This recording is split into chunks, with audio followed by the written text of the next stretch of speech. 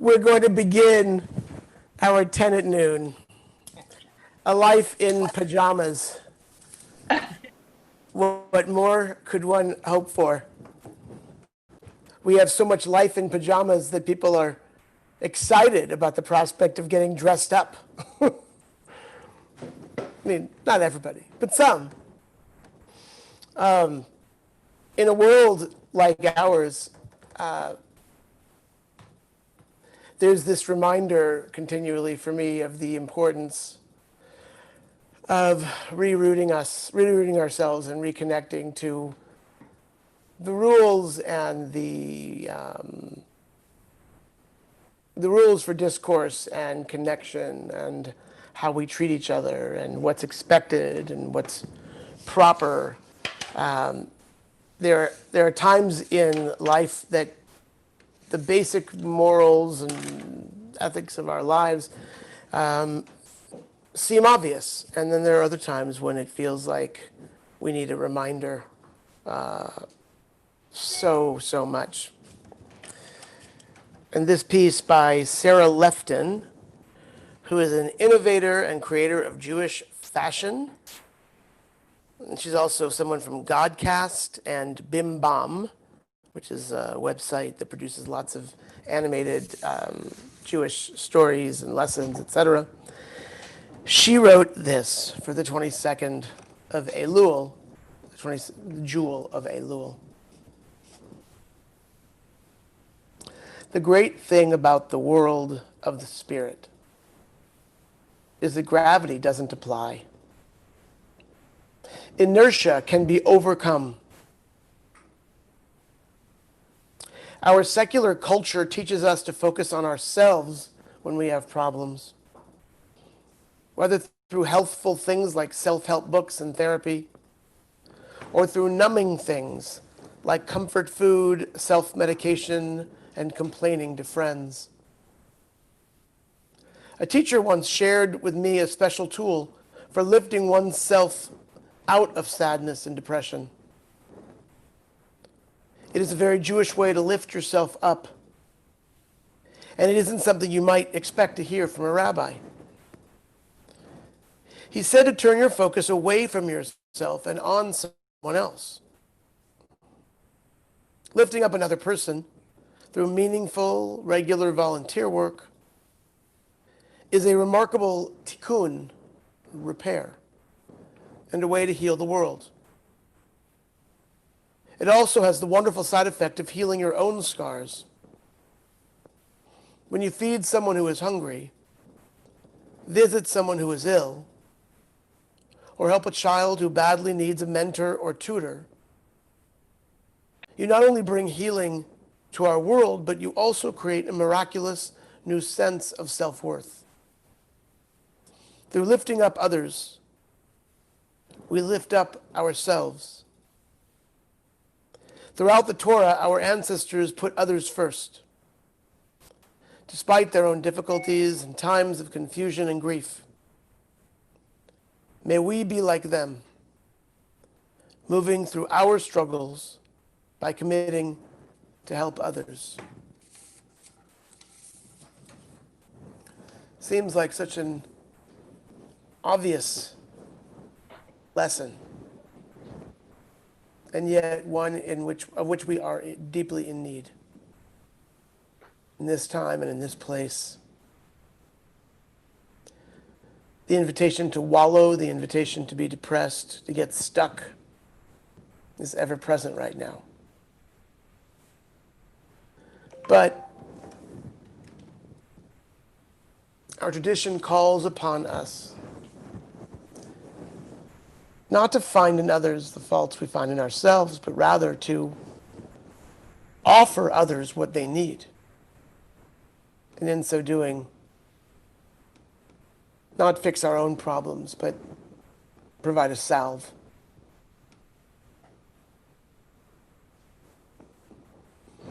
Jonathan has prepared a beautiful piece that is from the words of Reb Nachman of Bratslav, a wonderful teacher, probably one of my most important teachers. We haven't spent much time together personally. He died in the 17th century, but he's very much present in my mind and in my heart through his teachings and through his guidance.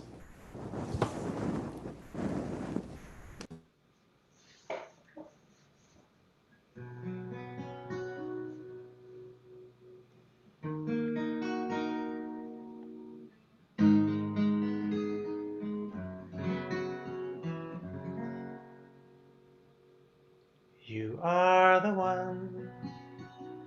For this I pray, that I may have the strength to be alone, to see the world, to stand among the trees and all the living things, that I may stand alone and offer prayers and talk to you. You are the one to whom I do belong. And I'll sing my soul, I'll sing my soul to you, and give you all that's in my heart.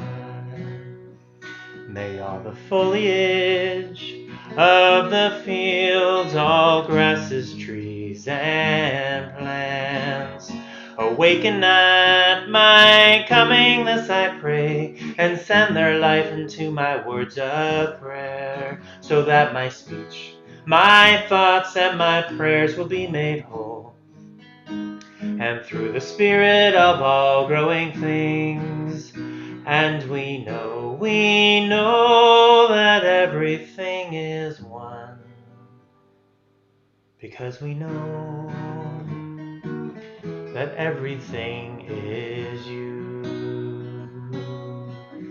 You are the one, for this I pray. I ask you, God, to hear my words that pour out from my heart. I stand before you, I like water lift my hands to you in prayer, and grant me strength to stand alone. You are the one to whom I do belong, and I'll sing my soul, I'll sing my soul to you, and give you all that's in my heart. You are the one, for this I pray, and I'll sing my soul to you.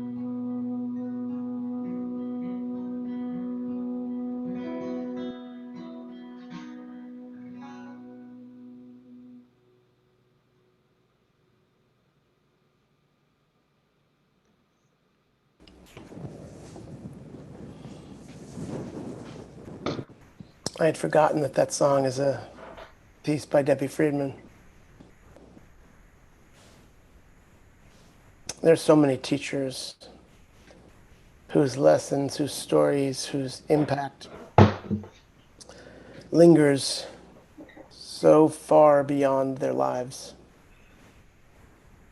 touching people who they never met. How powerful to consider the impact of someone like Rabbi Nachman of Bratslav, who suffered terribly with chronic depression, and yet was an inspiration to his people.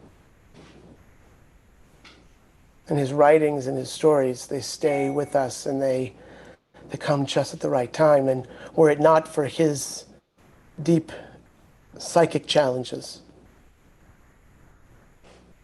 his influence would probably be less impactful.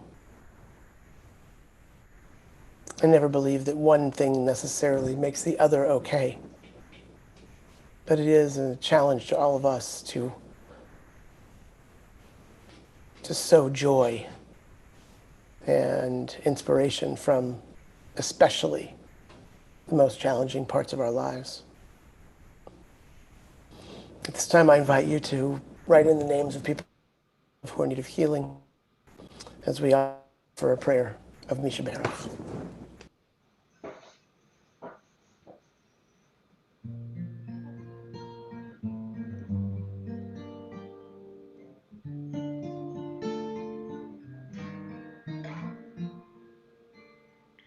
Misha Berach Avotenu Mikor HaBracha Leimotenu. May the source of strength, who bless the ones before us, help us find the courage to make our lives a blessing, and let us say Amen. Mishabera imotenu mekor habracha lavotenu. Bless those in need of healing with refuah shlema, the renewal of body, the renewal of spirit, and let us say Amen.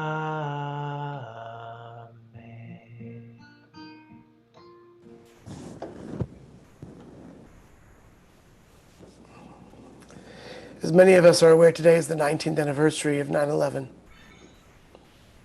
And I'm sure all of us can identify exactly where we were when we heard. It's a moment that is just singed into our memory.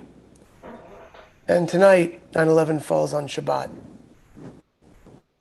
Falls on the last Shabbat of the Jewish year 5780. I'm not trying to draw any particular meaning from that, except that tonight we will be dedicating this Shabbat to the memory of 9/11, and God willing, the ways in which we have hopefully sought to create newness and joy out of the sorrow and destruction. So that'll be on tonight at 6:30. Josh Goldberg will be joining me from Los Angeles, joining us from Los Angeles. And also please make a note of the driveway Judaism that we sent out. I'm not inviting anybody who would like to come to my house on Tuesday between 3 and 6:30 to get videoed chanting the Torah blessings, Havdalah blessings, and wishing the congregation a Happy New Year. That will be all incorporated into our holidays services. It'll all be outside. It'll all be safe distanced. Shabbat shalom, y'all. See you tonight. Shalom. Thanks, Rabbi. Thank you, Jonathan. Thanks, Shabbat Jonathan. shalom, everyone. Thank you, Shabbat shalom. Jonathan. Beautiful as See you always. later.